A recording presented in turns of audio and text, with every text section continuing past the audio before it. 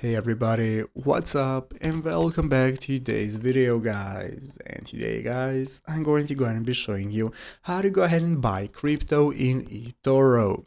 This is a very simple thing to do, so make sure to watch this quick and easy video till the very end, follow my steps correctly so you can make sure this works the same for you and you can do this yourself. But yeah guys, let's get straight into it. So the first thing we want to do is to go ahead and open up the official eToro website right here at eToro.com if you're not already. If you're using your mobile device, just go ahead and log into your account on the mobile application. So you're going to see the join eToro option that's going to enable you to sign up for an account if you do not already have one, or if you have one, just log in normally using the login button, and now we can get started. So once you've logged in, at the left side of the screen is going to appear the menu with all the options you're going to be able to use for trading, and you're going to see your profile icon here as well to open up your account. So how do you buy Bitcoin? Here we have the official eToro website with an article on how to go ahead and buy Bitcoin.